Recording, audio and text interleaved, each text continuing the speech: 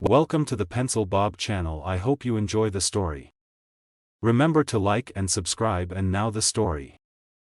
This happened way back when I was in the 7th grade, and cell phones hadn't been made yet. I still live in the same small town. I was on the bus, going home talking to my friend, May. The boys behind us were being annoying and trying to listen in to our conversation. I got fed up and gave her my home number so we could continue our conversation. Well unknown to me at the time, one of the boys copied my phone number down. Later on that day he called and sounded a lot like my friend May. I thought May sounded a little off, but fell for it and told her all my secrets. Very embarrassing secrets that if gotten out would be like committing social suicide.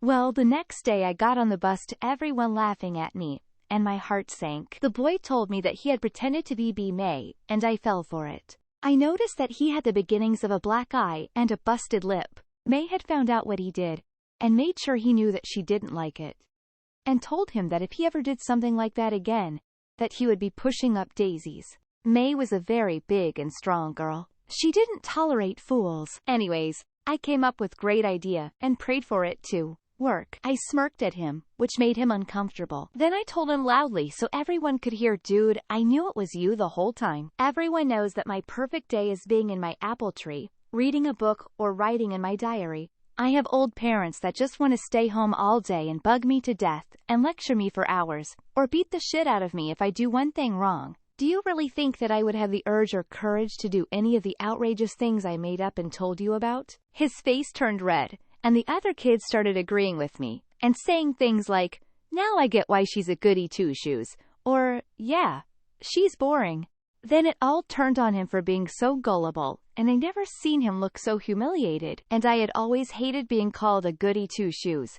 But right then I was so grateful and so happy that everyone either knew or now knew how bad I had it at home. Oh, and dude is still annoying. In college, my best friend moved into my apartment with her girlfriend, whom I was cordial with. We had a kitchen in our apartment which we all shared. I had been living there for a few years already, so I had it completely stocked with pots, pans, cutlery, glasses, everything you'd need. I also kept the fridge relatively stocked with the basics, such as milk, butter, condiments, dressings, filling the Brita filter, etc. I thought these were basics of a human household in the U.S. Life was fine. Until the girlfriend started trying to control the entire house, including our food choices, when we could and couldn't shower, who could come into the house, and when, etc. I was accommodating. I gave her a heads up if people were coming over, and we created a shower schedule. But her control issues really became a problem in the kitchen. Now, I don't know about you all, but where I come from, butter is a condiment. I buy butter like I buy milk, or ketchup, or mayonnaise, or ranch dressing. It's just always getting restocked, and it's a staple of the fridge. I bought Kroger brand. If it's low, you buy more. Easy peasy. One evening, I used a small slab cut of butter that was in the fridge for my dinner. I didn't think anything of it. This girl got so mad at me for using her butter, literally just Land O'Lakes, nothing fancy, that she wrote on the paper-wrapped stick of butter with a pen, "This is not your butter." So what did I do? I carefully unwrapped the Kroger brand butter stick and switched it with the Land O'Lakes butter and wrapped them back up. She never knew the difference. We had so many more arguments after that, but I never told her about the butter. She still has me blocked on all forms of social media to this day, 10 years later.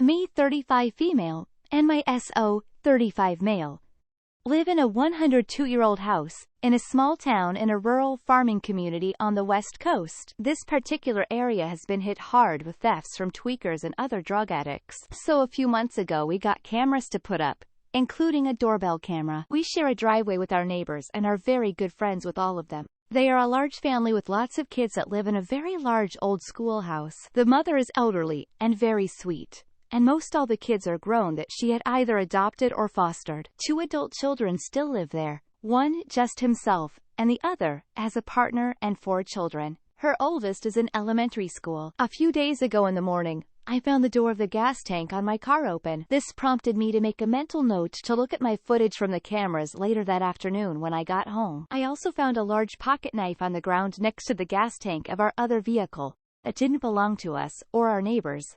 I sent them a picture of it and asked. That afternoon I checked my cameras and found that at 6:40 a.m., someone in a Chevy SUV had parked just at the end of the driveway on the other side of the fence. They then proceeded to walk up and down my driveway 3 times, walk up to our garage door and look around in it, didn't go in, and then up onto our front porch, looking for something.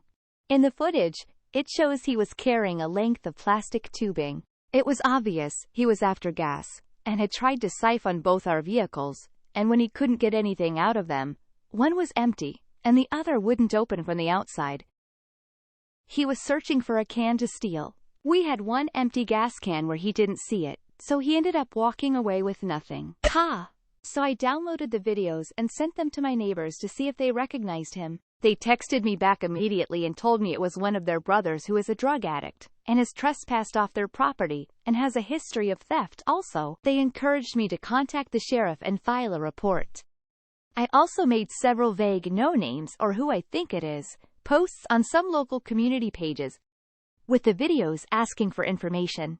I was given a few leads, but the majority consensus was pointing to the neighbor's brother. I gave all of this information along with the videos and pictures of the knife to the sheriff for the report. The deputy that took my report said, "Neighbor's brother is a thorn in many people's sides." The way he said it, and the feeling I got from the whole interaction, was that they were watching him closely and have some kind of ongoing case with him. They also asked if I had made any posts online, and I told him I had, was very vague, and only asked for information. So that's where I'm currently at with the legal aspects of it. My petty revenge, since I still had that gas can that the thief didn't see, I decided to utilize it, but I needed more supplies. I needed some gas. I went and put about a half-gallon of gas in the can, for the smell.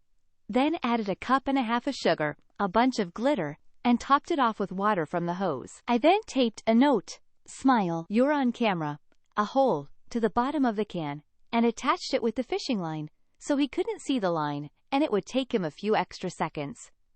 Grab it, to our porch right below the doorbell camera where it can be seen. Lastly, I smeared Vaseline on the underside of the can handle,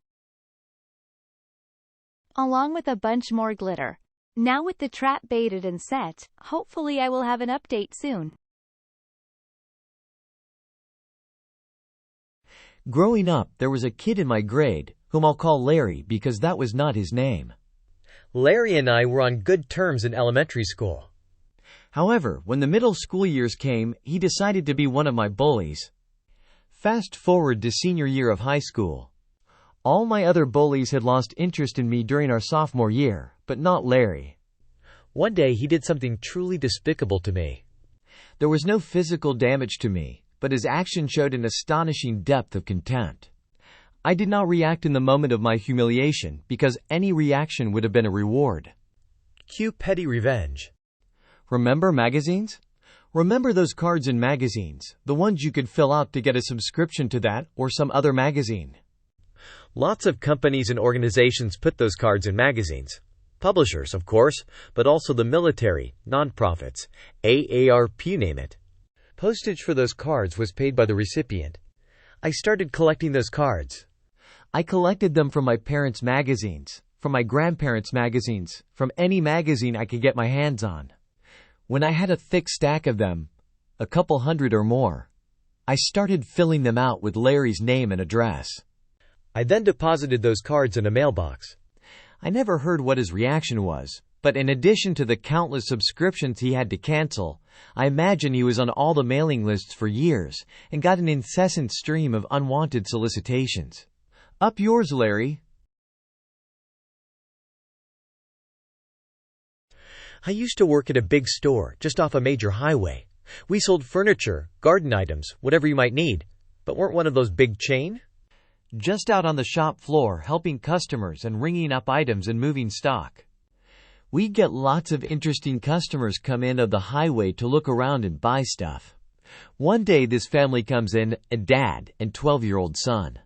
The kid's got a mostly empty double gulp cup from 7-Eleven in one hand, Those really big drinks, you know the ones, and a toy lightsaber in the other. He inexplicably starts fighting invisible close troopers or whatever, practicing knife katas with it and just going kinda crazy. Clearly hyped up from all the sugary drink he's had. Our manager had an idea to offer prospective customers free drinks, hoping it might put them in a better mood to buy more stuff or whatever. The dad starts talking to me, totally ignoring his hyperactive kid, looking thoroughly done with everything. The kid's already jumping on furniture, and my colleagues are trying to get him to stop. I offer the kid a Pepsi in return for not jumping on our mattress display. He complies and pokes me in the stomach, with the lightsaber laughing. It doesn't hurt, but it's a palpable poke in the gut. Me and the dad talk more. The dad's obviously just glad to talk to an adult, and probably not really that interested in buying anything.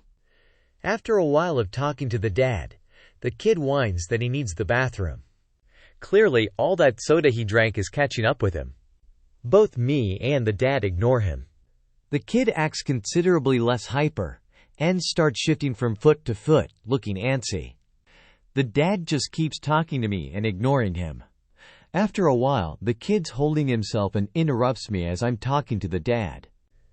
"Where's your bathroom?" He snaps. The dad winks at me.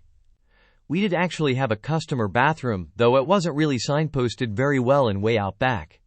Petty revenge time. Sorry, we don't have a bathroom here. The dad seems to know what's up, and deliberately keeps talking to me, leaving his son to squirm around more. Eventually, the boy's crossing his legs and doubled over. Dad says that they'd better get going. I offer them both another can of Pepsi. He looks a little dehydrated, I say, smiling.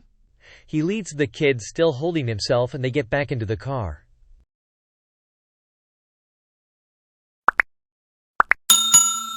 I would like to thank you for watching the video to the end. To encourage us to make more videos, please like, subscribe, comment, as well as share. Check out this other video if you haven't already.